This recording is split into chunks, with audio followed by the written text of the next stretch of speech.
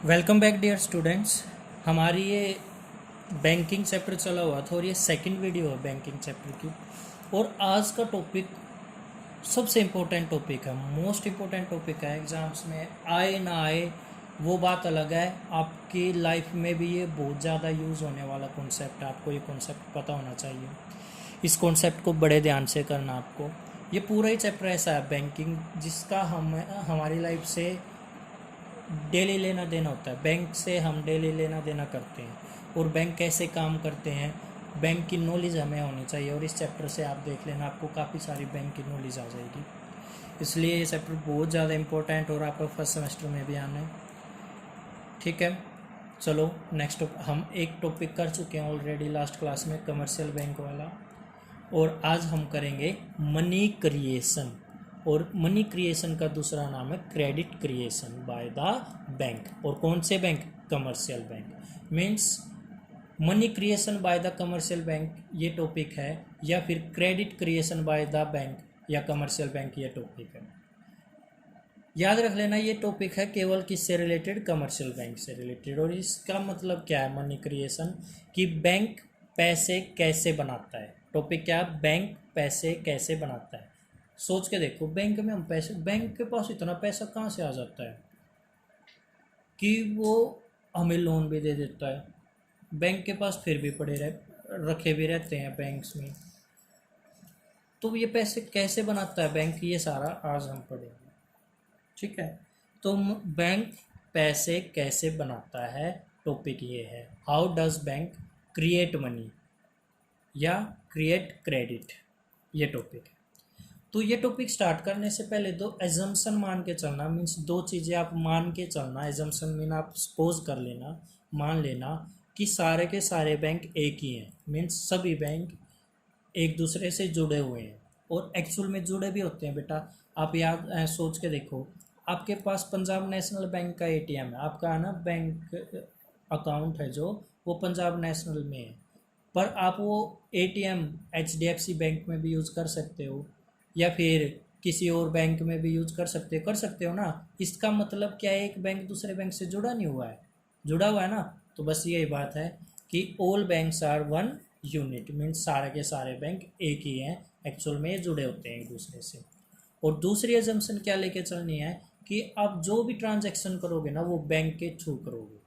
Means सारी की सारी ट्रांजैक्शंस आप बैंक से करोगे, कोई भी ट्रांजैक्शन आप कैश में नहीं करोगे, ये मान के चल लेना।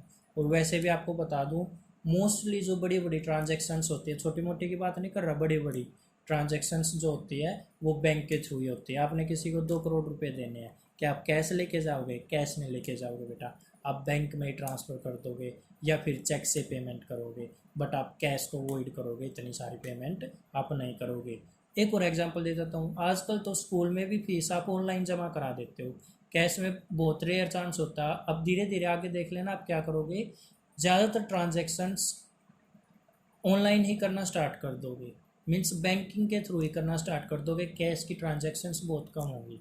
आप पेट्रोल पंप पे जाते हो आजकल, तो देख लेना पेट्रोल पंप पे आपने सीएनजी फिल कराई या फिर आपने पेट्रोल डलवाया, तब भी आप गूगल पे, फ़ोन पे या पेटीएम ऐसे पेमेंट कर देते हो, डिजिटली पेमेंट कर देते हो। ठीक है, आप कैश बहुत कम देते हो। तो धीरे धीरे आगे भी ऐसा हो जाएगा कि कैश का सिस्टम ही ख़त्म हो जाएगा। आप मैक्सिमम ट्रांजैक्शंस बैंकिंग के थ्रू करोगे, मीन्स डिजिटली करोगे, ऑनलाइन करोगे। क्लियर है ये बात? तो दो एजम्पशन क्या मान के चलनी आपको, कि सारे के सारे बैंक एक ही हैं और सारी की सारी ट्रांजैक्शंस बैंक के थ्रू होंगी। ठीक है, आगे देखो। आप एक बताओ, आप बैंक में जो पैसा जमा कराते हो, क्या वो बैंक सारा का सारा अपने पास रखता है या लोन दे देता है? मैं बताता हूँ, देखो बैंक कुछ पैसा तो अपने पास रखता है और कुछ पैसा उसमें से लोन दे देता है। क्लियर है ये बात? अपने पास क्यों रखता है बेटा? क्योंकि बेटा बैंक को भी तो अपने वर्क डेली रूटीन के खर्चे निकालने पड़ते हैं। या डेली रूटीन में आप मान लो बैंक से पैसे निकलवाने चले जाओ, बहुत सारे लोग होते हैं जो बैंक में पैसे निकलवाने डेली आते जाते रहते हैं, तो क्या उनको पैसे देने के लिए होने नहीं चाहिए? होने चाहिए ना। इसलिए बैंक क्या करता है, कुछ पैसा अपने पास रखता है और कुछ लोन पे दे देता है। देखिए ये बात यहाँ पर लिखी भी हुई है, out of total deposit, mean total आपने जितना भी डिपॉजिट कराया, held by the bank, it is legally compulsory for the bank, ये कंपल्सरी है बैंक के लिए, to keep a certain fraction, कि कुछ भाग, सर्टेन मीन्स कुछ भाग रखे, ऑफ देयर डिपॉजिट, जितना उसके पास डिपॉजिट आया उसका कुछ भाग रखे एज अ रिजर्व, सेविंग के तौर पे। यहाँ से यहाँ तक हिंदी क्या है, जितना भी बैंक के पास डिपॉजिट आता है उसमें से कुछ भाग बैंक अपने पास रिजर्व के तौर पे रखता है, और ये लीगली, कानूनी कंपलसरी है। ये कंपलसरी कौन करता है, आरबीआई करता है, याद रख लेना। कमर्शियल बैंक पे राज जो चलता है ना, कंट्रोल जो चलता है वो आरबीआई का चलता है। ये मान लेना सभी बैंकों का बाप है आरबीआई। आरबीआई कौन है, सेंट्रल बैंक। और 1935 में सेंट्रल बैंक बना था आरबीआई, याद रख लेना 1935 में। अच्छा आगे देखो, अब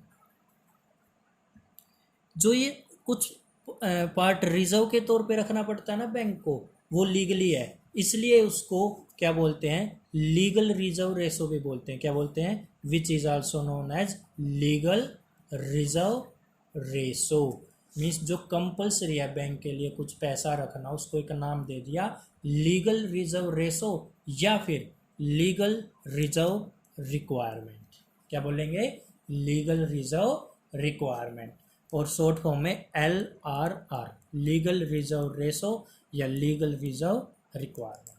क्लियर है। आगे देखो, ये लाइन अभी नहीं पढ़ा रहा, ये लाइन देखना, आगे समझ में आएगी। पहले इसका एक एग्जांपल देखते हैं। मैं आपको एक एग्जांपल से समझा रहा हूँ बेटा, ध्यान देखना। मान लो मिस्टर एक्स है कोई, उसने 1000 रुपये जमा कराए, ठीक है। अब 1000 में से मैंने आपको बताया था कुछ तो बैंक अपने पास रिजर्व के तौर पे रखेगा और कुछ लोन दे देगा, और आरबीआई बताता है कि अपने पास कितना रखेगा। मीन्स आरबीआई ये बताएगा कि जो लीगल रिजर्व रेशो है, LRR है, वो कितनी होगी। क्लियर है ये बात। मान के चलना LRR आरबीआई ने बता रखे 20%। इट मीन्स अगर आप बैंक में 1000 रुपये जमा करा रहे हो तो उसमें से 20% तो रिजर्व के तौर पर रखेगा बैंक, बाकी क्या कर देगा, लोन दे देगा। एग्जाम्पल देखो एक बार, 1000 रुपये थे, उसमें से 20% रखने हैं, मीन्स 200 रुपये रखेगा, और बाकी 1000 में से 200 गए, 800 रुपये लोन के तौर पे दे देगा। देखो 1000 में से 200 रखे और 800 लोन दे दिया, ठीक है। अच्छा एक बात हो, ये जो लोन का पैसा जाता है खर्च होके दोबारा से कहाँ चला जाएगा, बैंक में। और या फिर ऐसे समझो, मैंने क्या बताया था कि सारा का सारा पैसा जो लोन के रूप में आया भी है मान ले किसी के पास, वो कहाँ जाना है, बैंक में। क्योंकि मैंने एक बात बोली थी, ये मान के चलना सारी की सारी ट्रांजैक्शंस बैंक के थ्रू होनी है, याद है ये बात। तो ये वैसे भी पता है क्या, बैंक कभी भी कैश नहीं देता आपको। अगर आप लोन लेते हैं ना तो आपके अकाउंट में क्रेडिट कर देता है, एक्चुअल में वो पैसा बैंक में रहता है, बस आपको ये सोचता है कि मेरे अकाउंट में पैसे पड़े हैं, जब मैं निकलवाना चाहूँ निकलवा सकता हूँ। आपको कैश कभी नहीं देता बैंक, बस आपके अकाउंट में क्रेडिट कर देता है। मीन्स आपका अकाउंट ओपन करेगा, लोन अकाउंट, और उसमें दिखा देगा कि भाई आपका लोन सेंक्शन हो चुका है और इतने अमाउंट का हुआ है, आप जितने चाहो उसमें से निकलवा सकते हो। या फिर ऐसे समझ लो कि बैंक ने जो लोन दिया किसी को, मान लो आपके पास लोन के जो पैसे आए हैं वो आप कहाँ पर अपने पास थोड़े ना रखोगे, आप एक बार तो उनको बैंक में जमा करा लोगे, फिर उसमें से जितने आपको नीड होएगी वो आप निकलवाते रहोगे। क्लियर है ये बात। तो देखो बेटा एक बार, 1000 रुपये बैंक में जमा हुए थे, LRR कितने रखी, 20%, मीन्स 200 रुपये, 800 रुपये लोन, और फिर ये लोन वाला पैसा फिर से कहाँ आना है, बैंक में। फिर इस 800 का 20% फिर से निकाल लो, 160 रुपये। कैसे आया, देखो 800 का 20%, 160, 160 रुपीज़, यह आया। अब 800 में से 160 बैंक ने रखे, तो 800 में से 160 माइनस कर दो, जो भी आएगा 640 आएगा, ये फिर से लोन दे दिया, ठीक है। अब लोन देने के बाद ये पैसा फिर से कहाँ आना है, बैंक में। बताया ना कि ये मानना सारी ट्रांजैक्शन किसके थ्रू होनी है, बैंक में। जो भी पैसा आएगा वो कहाँ जाना है, बैंक में। 640 फिर आया, अब इसका फिर से 640 का 20% निकाल दो, 128 रुपये आएगा। 640 का 20%, 128, ये रखा बैंक ने अपने पास, और बाकी क्या कर दिया बैंक ने, फिर से लोन दे दिया। फिर से ही आएगा यहाँ पर 512, और फिर इसका 20% निकलेगा, फिर लोन, फिर ऐसे। ये ऐसे कब तक चलता रहेगा, मैं बता देता हूँ कब तक चलता रहेगा, जब तक यहाँ पर 5000 नहीं आ जाए। सर 5000 ही क्यों, ये डाउट आएगा। देखो बेटा, एक मैं आपको फॉर्मूला बता रहा हूँ, ये फॉर्मूला मनी मल्टीप्लायर। इसका मतलब है बैंक कितने गुना ज़्यादा पैसे कर देगा, मीन्स बैंक पैसे कितने ज़्यादा बना देगा। इस 1000 को ऐसे घुमाएगा, देखो ना बैंक, कि ये बैंक के पास सेविंग में भी पड़े हैं और ये सारा बैंक लोन भी दे रहा बार बार, देखो ये लोन पे चढ़ा रहा है और ये बैंक अपने पास सेविंग में भी रखता जा रहा है। कितना कर देगा ऐसे बैंक, इस को 1000 रुपये को कैसे घुमाएगा, कहाँ तक घुमा सकता है। देखो इसका एक फॉर्मूला है मनी मल्टीप्लायर, 1/LRR कर दो, 1/LRR ये गिवन होगी आपको। और LRR कौन देता है, RBI। जैसे 1/LRR कितने, 20%। क्या मैं परसेंट हटाने के लिए 100 लगाऊंगा, तो 1/20/100। अब 100 ऊपर आ जाएगा, देखो 1/20 और 100 ये ऊपर आ गया। अब इसको कट कर दिया, 21 ज़ा 20, 25 ज़ा 100, तो ये कितना आ गया 5।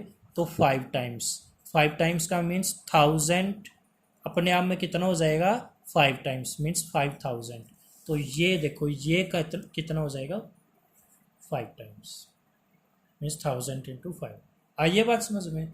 आगे देखो ये कितना हो जाएगा, ये भी बेटा 5 टाइम्स हो जाएगा, 200 इंटू 5000 हो गया। और ये कितना हो जाएगा, ये भी 5000, 800 इंटू 5, 4000 आएगा। क्लियर है। तो आप ये कहाँ तक कर सकते हो, मीन्स 1000 जो आपके पास डिपॉजिट आया उसको आप कितना घुमा सकते हो जब तक वो 5000 में हो जाए। सर ये 5000 कैसे आया, अभी बताया ना, मनी मल्टीप्लायर का फॉर्मूला लगा देना, 1/LRR कर देना, LRR आपको गिवन होगी। क्लियर है। अच्छा एक बात बताओ, ये LRR अब 20%, अगर ये 50% होती तो पैसा ज़्यादा बनता है या कम। एग्जाम्पल देखो, ये 1/50 होती, अगर ये 50% होती तो ऐसा होता ना, फिर 2 आंसर आता, फिर पैसा कितना बनता, 1000 इंटू 2 मीन्स 2000 ही बनता। समझ रहे हो ये बात, मीन्स जब LRR इंक्रीज हो जाती है तो पैसा कम बनता है। और अगर ये कम हो जाए, मान लो ये 10% हो जाए, 1/10 और ऊपर 100 आ जाएगा, तो 10 टाइम्स बनेगा। मीन्स फिर आप 1000 को 10 से मल्टीप्लाई करोगे, 10,000। तो मैं ये बात बोल सकता हूँ, अगर LRR इंक्रीज होती है तो पैसा कम बनता है। क्लियर है, मीन्स पैसा कम बनेगा। और अगर ये डिक्रीज होती है तो पैसा ज़्यादा बनेगा। ये बात भी आई समझ में, अगर नहीं आई बेटा कॉल पे समझ लेना। अब मैं एक बात बोल सकता हूँ, बैंक के पास जितना आया है उससे कई गुना ज़्यादा बैंक लोन पे दे सकता है। ये बात आ रही है समझ में। तो यही बात लिखी हुई है, देखो, bank can lend more, bank ज़्यादा दे सकता है। What is lend to the bank, जो बैंक ने खुद उधार लिया ना उससे ज़्यादा बैंक उधार दे सकता है। बैंक ने एक तरह से देखा जाए कितना लिया है, 1000 लिया है, और वापिस से उधार कितना चढ़ा दिया बैंक ने, 4000 तक चढ़ा दिया। तो मैं ये बोल रहा था ना, एक लाइन में बाद में बताऊंगा, देखो वो लाइन ये आ गई, bank can lend more than what is lend to them, means bank ज़्यादा उधार दे सकता है जो बैंक ने खुद लैंड दिया है। जैसे इसमें LRR 20% बना देते, ये कॉन्सेप्ट भी आया बेटा समझ में। क्या कॉन्सेप्ट था कि बैंक पैसे कैसे बनाता है, how does bank create money, और इसी को हम मनी क्रिएशन भी बोलते हैं या credit creation bye commercial bank. RBI नहीं बोलेंगे, कमर्शियल बैंक बोलेंगे। क्वेश्चन में आ सकता है ये कि कमर्शियल बैंक पैसे बनाते हैं या RBI, तो आप कमर्शियल बैंक लिखोगे। मैं एक बार रिकैप कर देता हूँ जल्दी जल्दी। मैंने बताया कि वही how does bank create money में there are 2 assumptions, one is all the banks are one unit and all the transactions will be done through the bank, ये मान के चलना है। और फिर जितना भी बैंक के पास आएगा उसमें से कुछ बैंक एक रिजर्व के तौर पे रखता है, जिसको कौन डिटरमाइन करता है, RBI। और जितना वो रिजर्व के तौर पे रखता है उसको बोलते हैं LRR। फुल फॉर्म क्या है, लीगल रिजर्व रेशो या लीगल रिजर्व रिक्वायरमेंट। क्लियर है। और फिर आपने जो एग्जांपल पढ़ा वो करना है। ठीक है, ये फॉर्मूला और बेटा याद रखना आपको, मनी मल्टीप्लायर 1/LRR। यहाँ तक कर लोगे ना, ये मोस्ट इंपॉर्टेंट टॉपिक था, एग्जाम में जरूर आ सकता है इनमें से क्वेश्चन। जैसे क्वेश्चन कैसे आएंगे सर, जैसे बेटा मनी मल्टीप्लायर का फॉर्मूले की 4 फॉर्मूले दे देंगे आपको, जो ठीक वाला वो टिक करना है। ठीक है, या फिर आपको ये पूछ लेंगे कि LRR कौन डिटरमाइन करता है। बेटा क्वेश्चन कैसे भी बने, अगर आपने कॉन्सेप्ट समझ लिया ना, वो क्वेश्चन कैसे भी बना लो, आप सबको कराओगे। ठीक है, तो ये आज बैंकिंग की हमने सेकंड वीडियो पढ़ी है। अब नेक्स्ट थर्ड वीडियो आएगी, तब तक इनमें कोई डाउट आए मेरे से पूछ लेना। Thank you and have a nice day.